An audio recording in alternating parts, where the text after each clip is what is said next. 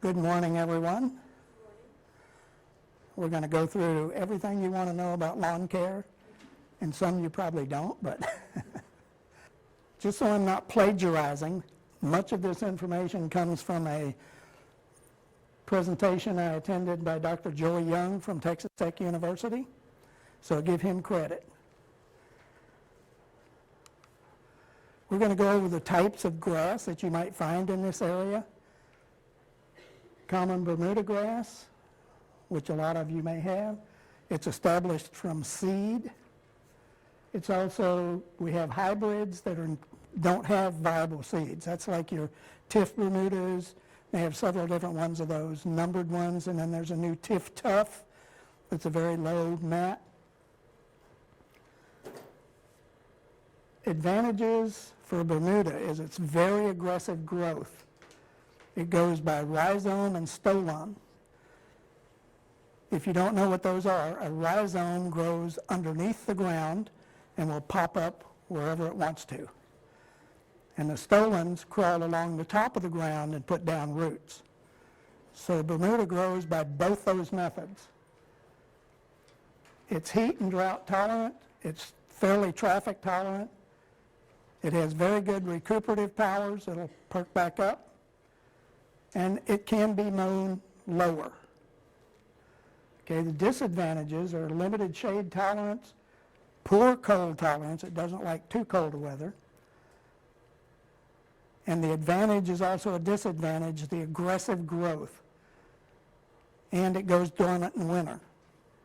It'll also go dormant during periods of drought, but as soon as it gets some water, it'll green back up. St. Augustine is established mainly from sod. What I've learned is that the seed viability is about 16%, so you don't spread seed for St. Augustine. It doesn't work very well. It's shade tolerant, better than Bermuda. It's drought tolerant because of deep rooting potential, and we'll get to that a little bit. It has a rapid establishment and recovery. The disadvantages are cold tolerance. You can't grow that type of grass much north of Abilene. For instance, Lubbock, it won't work. It'll die in the winter. It has pretty good disease tolerance, disadvantages, disease tolerance. You can get black spot on it if you give it too much water, black mold, things like that. It is subject to chinch bugs or other under-the-ground insects that'll eat the roots. It's not too tolerant of a lot of traffic. People cutting across your lawn can cut ruts right through it. And of course, your weed control options are more limited. Zoysia grass or other cool season grasses, they're better at cold tolerance. They can grow better in the shade. And they are somewhat drought tolerant, traffic tolerance, and low fertility. You don't have to use as much fertilizer. The disadvantages are slow recovery from injury. It dulls mower blades. It has a fine texture, shallower root system, and it is susceptible to certain diseases. And then tall fescue and bluegrasses, red fescue, you'll find in these seed mixes that you can buy at the nurseries for putting in shade. They're better cold tolerant, they stay greener longer, they have really good shade tolerance. They'll grow under very heavy tree cover. But they have to be overseeded in fall. They're a clump type of grass.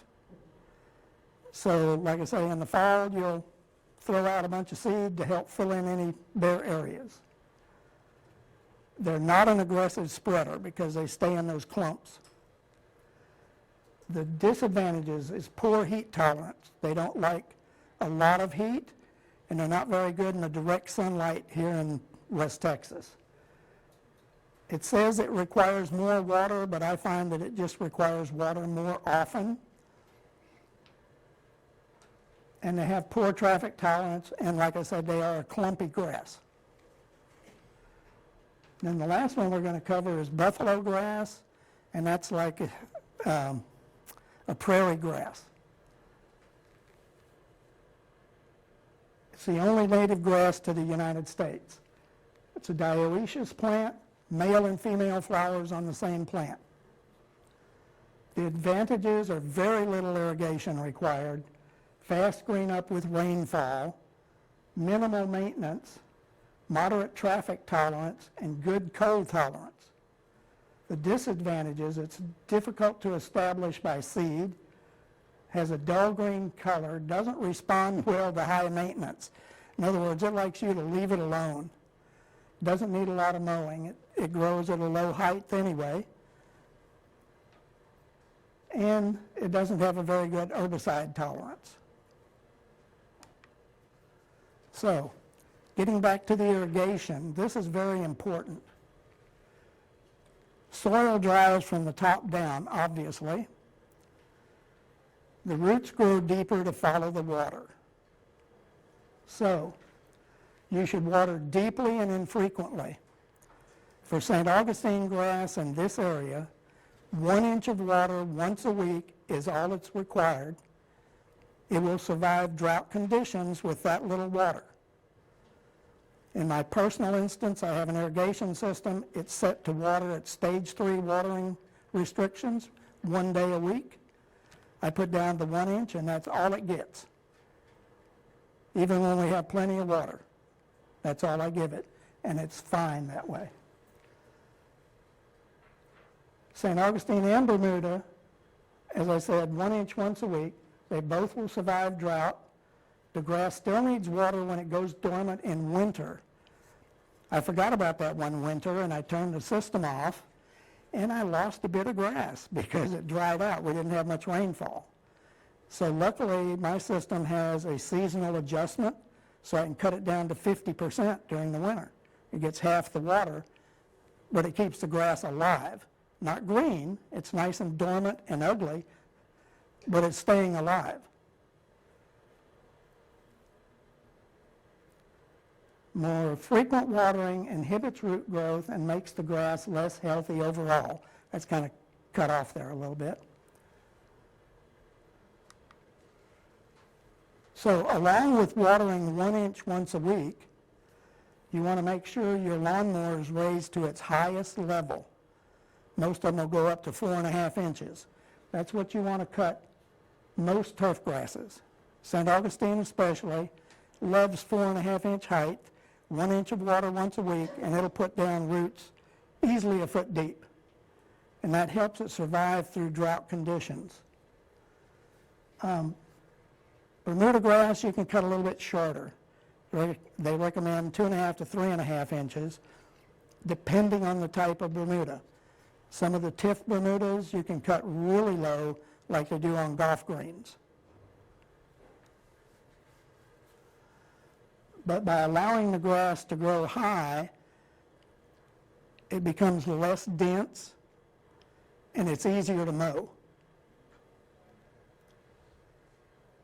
And for bagging your clippings, this is a determination you make, how many weeds do I have? If you have a yard full of weeds, you're going to want to bag your clippings, because if you're not doing that, you're spreading the seeds all over. But once you have control of your weeds, and there's just a few, then mulching the clippings is good for the lawn. It'll help return it as nitrogen to the earth.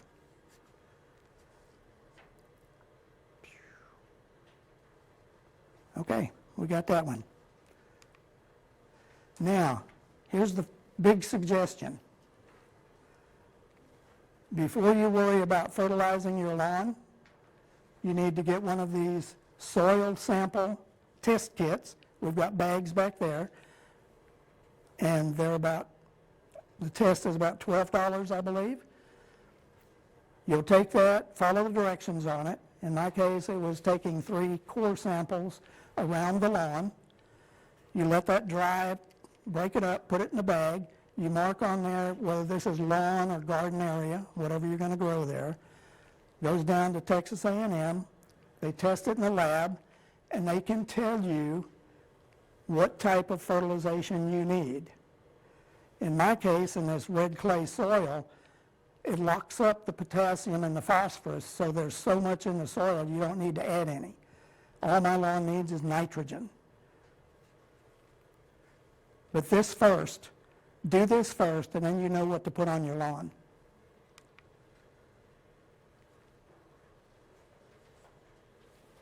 Just covered that.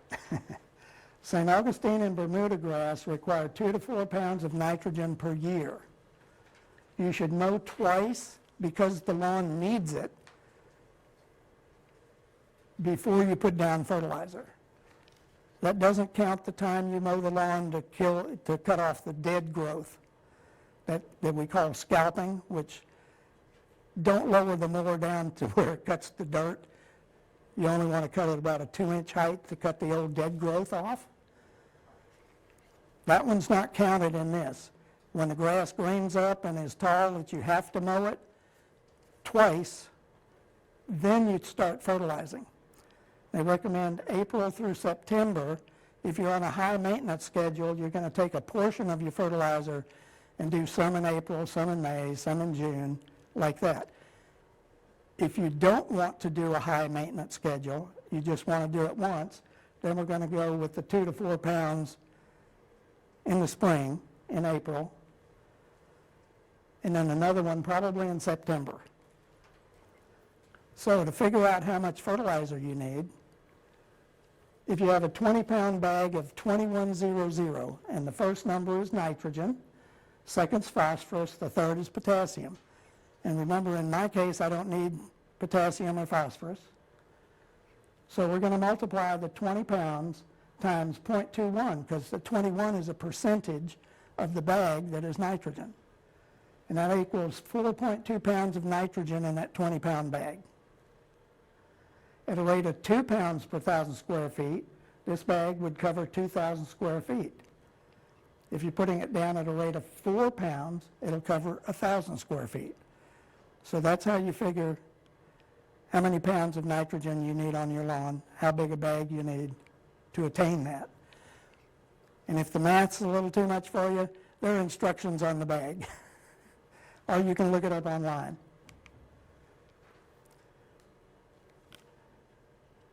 Any questions on any of that before I go to weed control? No? Okay.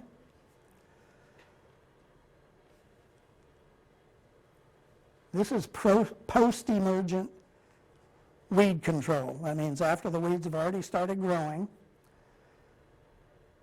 you get a broadleaf weed killer and spot treat the weeds.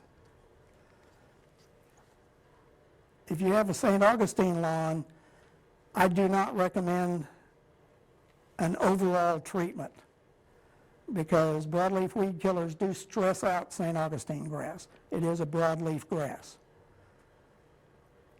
If you have Bermuda, it's not so much of a problem to spray the whole yard with it, but it's better to get a pump sprayer or an electric sprayer with an adjustable nozzle, and you can go around and spot treat the weeds.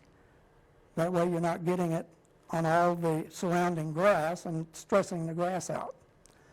I recommend using a dye in it. The one I've been using lately is Market Blue. You pour a tablespoon in per gallon, and when you spray the herbicide down, it turns blue. And you can see where you've sprayed, so you're not going over the same weeds over and over and over. And after 2 or 3 days, the sunlight will fade that dye away, so it doesn't stay there all the time. And I do a weekly treatment of spot treating weeds because they don't die at the first application. You have to come back and hit the ones that are surviving.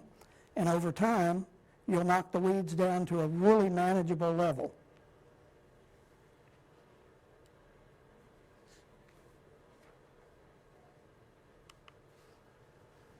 Now, the pre-emergent weed control, you want to put this down before the weeds appear, late February to early March for summer weeds. Now, of course, a lot of the weeds are already up. Those are the ones you spot treat, like henbit and several others. The pre-emergent must be watered in to activate. Most of these pre-emergents are mitotic inhibitors.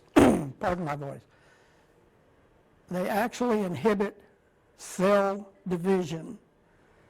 So if you have St. Augustine and you're using a pre-emergent, the St. Augustine cannot grow back in to fill dead areas. Because the St. Augustine grows by stolons along the top of the earth, tries to put down roots. It hits this chemical barrier, and the root growth is stopped. And that's why lawn care people will tell you when they put this down, if you see a weed come up, don't pull it. You may have heard that before. The reason is, if you leave it alone, it'll try and put down roots, and it can't, and it'll die. But if you pull it up, you break this chemical barrier and make an opening for another weed to actually fully grow.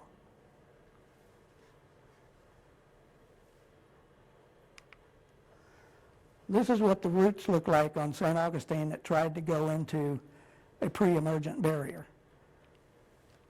They're just all stunted.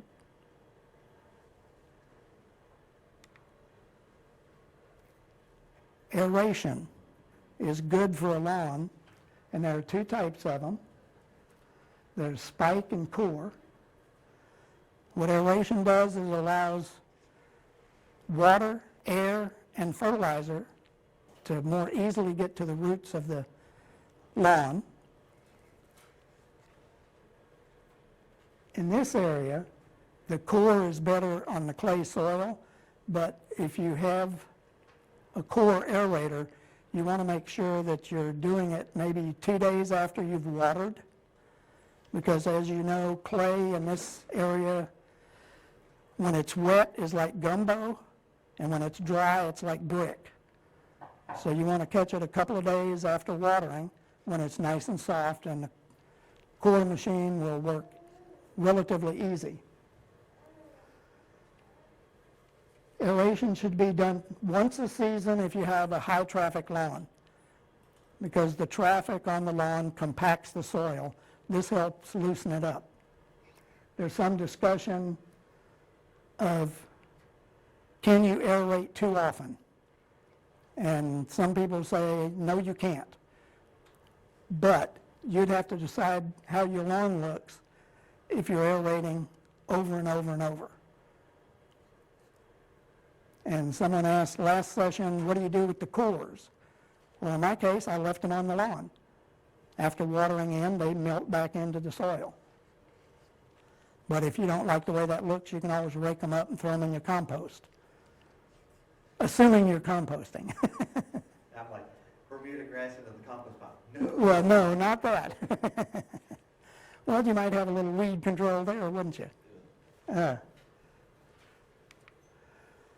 Okay. Have we got any questions before I move on to your equipment maintenance? This is going too fast. I got to have some questions. Okay, I'll move on. Okay, you have a question. So, as someone who doesn't really garden or take care of their lawn, this kind of goes back to like types of grass. Like, where can someone go to identify what kind of grass they have? Like, are there any resources that you recommend? Well, as a matter of fact, the county extension office, you could pull a sprig of the grass and bring it out and let us look at it, and we'll tell you. Mm-hmm. There are also some apps you can get on your phone that can tell you what types of plants there are, so there are resources. Or you can attack one of us master gardeners and we'll do our best to tell you what it is. Yes, ma'am. What if you put the nitrogen on like last weekend? Last weekend? Well, last weekend would have been late February. Yeah. So, You said like March. well, it was saying April, but that'll be fine. If your grass, what kind of grass do you have? Bermuda? I had it tested, and that was all we needed to. Yeah. That's probably okay because we've had a warm winter and it's starting to come out of dormancy, so that's probably okay. But at that time, you're also going to be feeding the weeds. That's a problem with putting it down too early. That's also the problem with weed in feeds, where you think you're going to kill your broadleafs with a weed and feed product, and you put it down in February, you're feeding the weeds more than killing them. So, like I say, personally I don't use a weed and feed. I prefer to control them otherwise.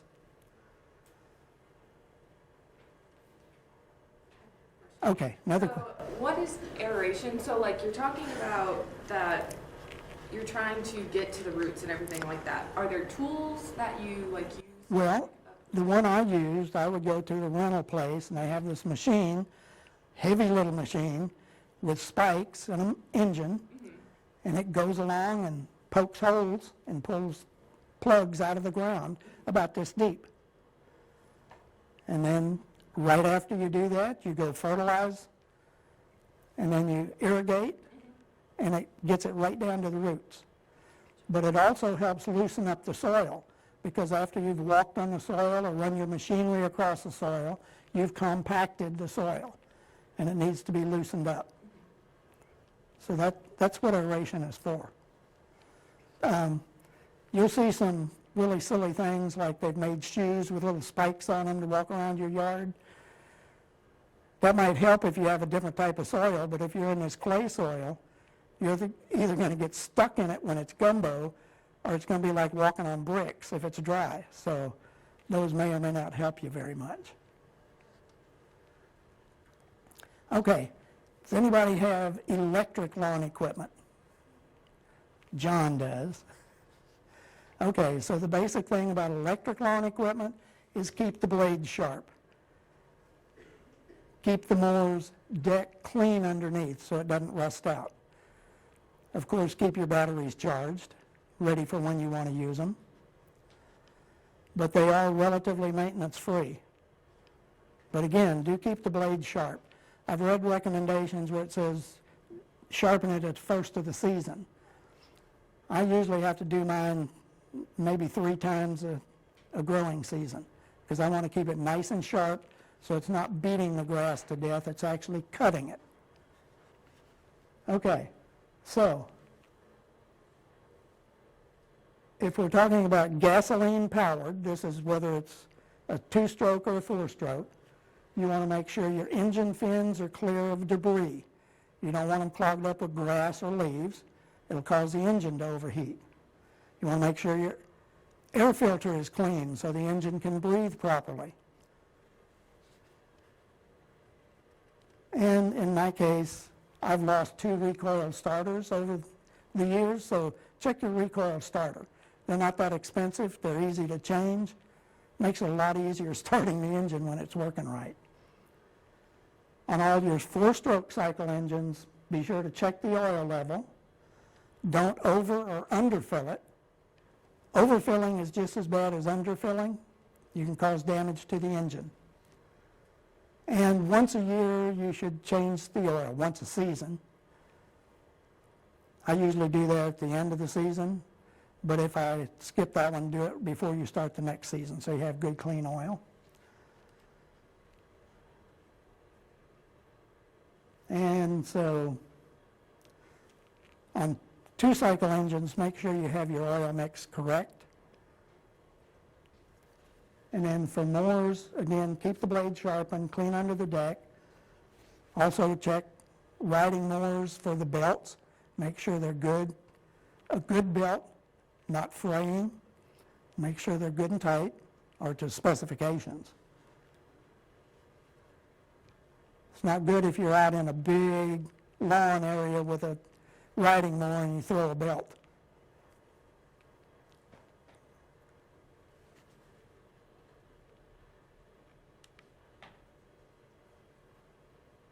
Oh yeah, this works actually for storing during wintertime. If you're not going to use the equipment, run it out of gas. That'll prevent the gas from becoming stale over the winter. And like I said, that's a good time to change the oil. Run it out of gas, change the oil, put fresh in. if you don't want to run it out of gas, get some gas stabilizer and put in the gasoline. Because gas will go stale and it won't run very good. And for 2 strokes, mix fresh gas and oil in the spring for use. Yeah, John? On the gas also? Yeah. If you're using standard gas as opposed to ethanol free, Yeah, if you, even with stabilizer, it will gum up your carburetor over the winter. yeah. So, You know, ethanol free if at all possible. You know, I've been running standard gasoline in my mower since, when did I buy that? About 1986? And I've never had that problem. I think it was last year I had to pull the bowl off the carburetor and get the junk out, but it was like dirt. But yeah, it's a good idea. They're selling now the ethanol-free gas. The other thing about ethanol-free gas is it's better for your rubber tubing. Of course, now we're using neoprene, so that's not such a problem. But when we were using rubber tubing, the ethanol would actually eat the rubber up. Ethanol also draws moisture from the air, so you can get water in the gasoline with ethanol gas. That's why it's really not that good on your in your automobile either, but here we go. And you should change the spark plug on your engine every 2 years or sooner if needed. I made a little chart up of all my equipment with the spark plug designation and laminated a little card that I have in my desk. So every year I'll go buy me a whole stack of spark plugs so I can come back and change it in the weed eater and the lawnmower, lawn vac, tillers, everything.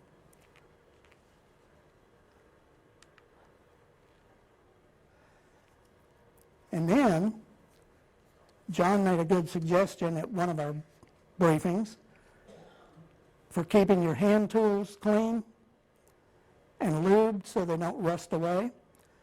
If you take a bucket of sand, and when you change the oil in your lawnmower, pour that oil in the sand. And then your hand tools, you just go stick them in the sand. The sand is abrasive, it'll help clean them, and the oil will keep them from rusting. So if you got room to do that, that's a pretty good idea. But for all of your tools like hedge trimmers, chainsaws, keep the blades sharp and lubricated. I've got a couple of chainsaws that the automatic lubricating device has stopped working, so I have to oil it every few minutes while I'm using it. But so all tools need to be kept sharp and clean. And keep your equipment inside off of concrete if possible. Concrete will often draw moisture up from the earth and can condense under your lawnmowers or equipment like that and cause rust. Okay? So for those individuals who are new to gardening or equipment maintenance and have never done anything like this, how are they going to find information on how to sharpen their blades and how to do an oil change and those things? Well, there are some small equipment shops around town. At Hamilton, out on 80, they do lawnmowers and things like that. You can find information there. They may even help you with blade sharpening. Do you do yours yourself? Yeah. How do you do yours? How do I do mine? I have a bench grinder. I take the blade off the mower and then go to the blade grinder and work out all the nicks and do it equally on both sides so you don't throw the blade out of balance, because that'll vibrate the heck out of you if you get the blade out of balance. A safety point is, if you are going to get under there and take the blade off yourself, take the spark plug off of the wire off the spark plug, move it to the side so it's not touching. Because if you happen to move that blade right to the compression stroke and it were to accidentally spark, it could throw the blade around and make a mess of you. Any other questions? You're welcome.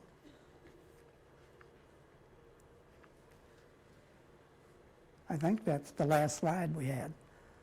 So we're open for questions. Yes, ma'am. I'm running an experiment where I've planted clover Oh, my goodness. in terms of intentionally, Uh-huh. in terms of growing a tapestry slash rewilding the lawn Okay. intentionally. And so it is growing now, and it's beautiful, but it does need to be trimmed. So I don't know whether to follow, I have to hire out maintenance. So I don't know whether to instruct that person to mow it down to standard lawn length, height. Do you know what type of clover you have? I have red clover, I have arrowleaf, and I have mini. Okay. I don't know, if you're trying to keep it wild, It's a little too wild, a little too wild, huh? and they're growing at different heights. Yeah. So I'm wanting to You want make to, it look a little bit more polished. okay. As the multiple species or local varieties Yeah. is what's causing your height Right. differential. Right, exactly. And they're probably, you'll mow it, and the tall ones will keep growing back up to the tall point again. It's gonna always be at least some unlevelness in it. Well, But- as a lawn alternative is what I'm going for. Well, the only suggestion I could make on that is the height of your lowest growing clover would be the height I would set for cutting. To set a standard. Right. But then at the same time, once you've done that, see if the other clover is filling back in, or if you're just left with a bunch of stalks and runners. Okay. Because if you're just cutting all the leaf heads off, and you're left with ugly-looking growth, then you don't want to do it that way. Right, and if I trim it now, then I'm not allowing it to flower, so, You want it to flower. I know, but if I let it flower, I love the red clover, which is what I said. I love it. But the bees love the flowers. Exactly, and I did it in my front lawn instead of my back lawn.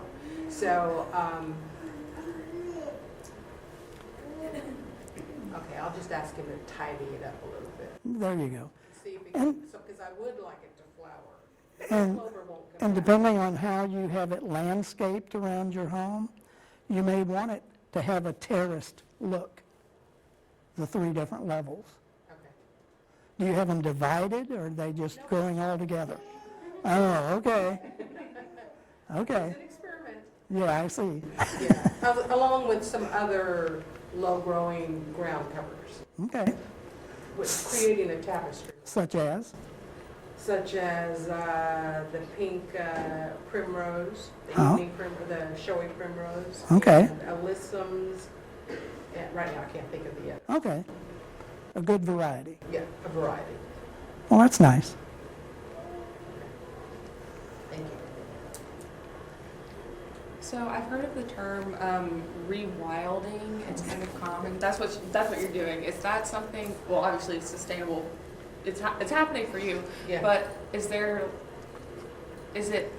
can it be done in a way in Abilene and other areas with like the kinds of soils that are around here? Yes, Like, absolutely. what would you recommend someone to start with? Like what kind of seed? Oh, wow.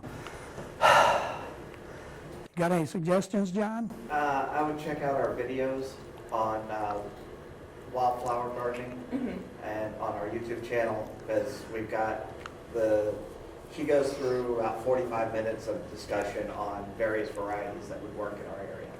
But you can get it for different heights, different colors, and Right. different lengths of season. So you've got pretty wild area you can play with. And- Houses that they put bluebonnets in the front yards, and Yeah. they're just gorgeous. Yeah. Now, Unfortunately, by about May, they're gone. Yeah. are you planning to have any type of lawn, or just all this? I'm with the newspaper, so I'm asking a general question. I was just going to say, if you're going to have some lawn and then some areas of this, you're going to want to make sure you divide them, have some barrier between, because a lot of the wild plants are very aggressive, even invasive, and they will get out of control quick if you don't have them penned in. I have several, Dandelions, they'll just take over your yard. the I what? don't mind a few dandelions, but if you let them stay, they just take it over. They're easy to get rid of. Yeah. Yes. And the comment I was gonna make is, this was my experiment with the thought as to whether I wanted to grow my back lawn into a meadow lawn Gotcha. and not have any really minimal lawn. That was the objective. Okay. I was going to mention one other type of weed control for your Bermuda and St. Augustine that I use personally. It's called Image. You can get it at any of the big box stores. It is a systemic herbicide that will kill broadleaf weeds, most of them, a lot of the grassy weeds. I've even killed grass burrs with it. It's slow acting. You wait till the grass is actively growing, nice and green. You spray it down per the directions on the bottle. Don't over apply. I did that once and it hurt the grass and my heart. To see dead spots in my lawn was not fun. But anyway, 6 weeks later, you'll put a second application down, and then that's it for the year. Then after that, you spot treat weeds. That's what you use in your flower beds, or you use over the top, or I'm not using anything in the flower beds other than manual labor. you dig your Bermuda and your flower. Oh, I don't have any Bermuda in my flower beds. I had to solarize one flower bed behind my fence in the alley. The Bermuda invaded it. So I dug all the good plants out, put them in pots, and then I took, I think it was about 5 mil clear plastic and covered the earth with the clear plastic, put bricks on it to hold it down, and left it for 9 months. Because I got morning sun on that side of the fence was all I got. But that will heat the soil to the point where it kills almost all the weed seeds, and it'll kill the Bermuda roots. So after I took it off, if I see anything popping up that doesn't belong there, I have a little bottle of Roundup that has a sprayer with a hood on it. And you just stick that hood right over that plant and spray, and it only gets the Roundup on that plant. And to be clear, Roundup is a foliar spray. It only kills what it touches on the leaves. It doesn't kill from the roots. It's not systemic. So by spotting it with this device, you can kill just that weed. Yes, ma'am. You, like many here in Allen, do you have a recommendation of where to start to handle sticker weeds? Yeah, grass. Oh, my yard's invaded. Well, actually, I had good luck with Image, knocking them down pretty good. Okay. But you have, Where it's rained and it's soft like this, go and pull up as many as you can. It's turned I into, know it sucks, but yeah, but, it's turned into, it's my entire yard right. is literally stickers, and I have dogs with long hair, and so Yeah. they're literally, and it's not Right. even full-blown stickers, they're itty-bitty. Oh, Yeah, it sounds like khaki weed. yeah, it does. It's a low-lying weed? It's actually a mix. We have both. Okay. Well, what we're thinking about grass burrs, they grow up on a stalk with the stickers on it, but the one that's low-lying that has the little bitty stickers on it that get caught in the fur of animals, yeah, that's the khaki weed like they're talking about. That's a broadleaf, and that's easily killed with any broadleaf weed killer. But the grass burrs, that's a grassy weed. Image has pretty good luck with that. But if it's in an established lawn, that's about the only thing I know of that'll kill grassy weeds out of a lawn. Because the Image will kill nutsedge and the annual ryegrasses and those type of things. And like I say, I have killed some grass burrs when I had a load of sand brought in to fill up a place where they took out a pad, it happened to have a lot of grass birds in the sand, so I had a whole bunch of them. And I killed it out with that. Anything else? So what is a recommended budget that someone, like if they're starting for the first time, how much do you think they should set aside to be like, I want to do this right, get the right tools? How much do you think it would cost? Well, are you talking about you already have a lawn, or are you talking about, Like you have a lawn, Okay. upkeep, things like that, how much do you think annually it would help? are you going to do the work yourself? Yes. Okay, so we're not talking about hiring out the work. No. Okay, well, good lawnmowers nowadays are $500-600. Okay, your other tools, oh my goodness, a good weed eater with proper attachments. I use a Ryobi that they call Click It. It has different attachments, so I have an edger and a weed eater and a blower and all kinds of stuff that you can just click onto it and use the same power head. So we're probably talking about another $600 for that.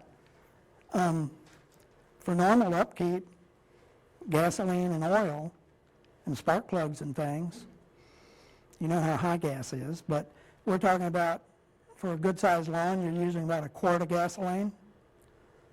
So It just varies kind of. it varies, but it's not all that expensive because those are one-time costs.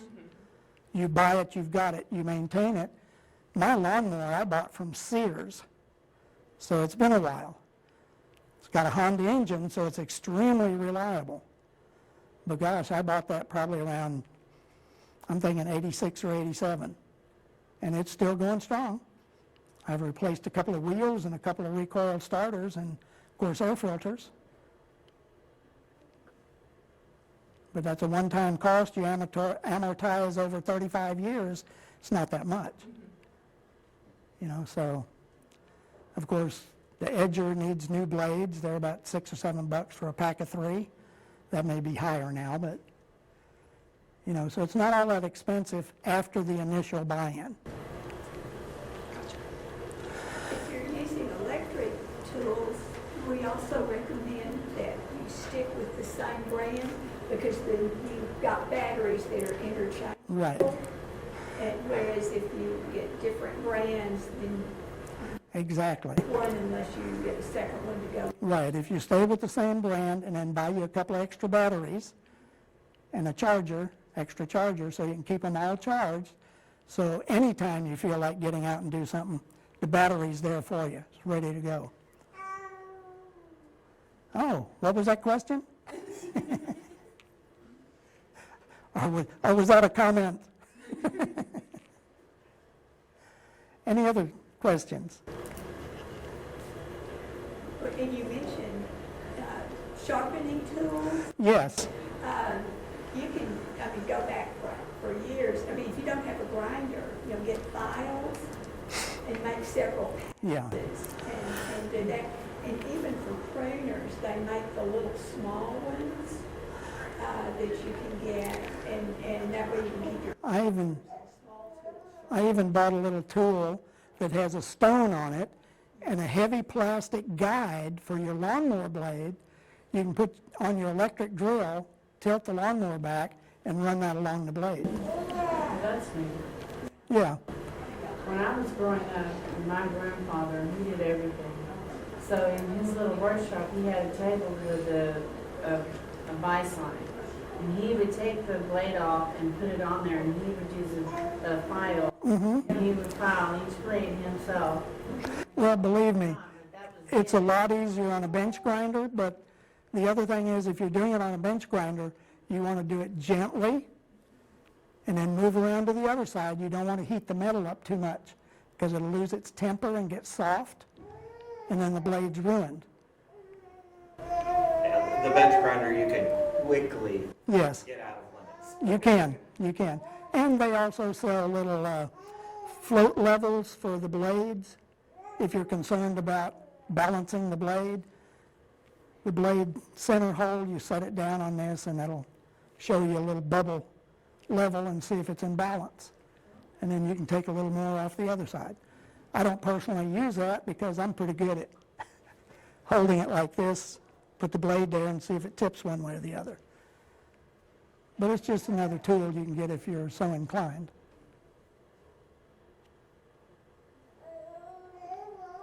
Anything else?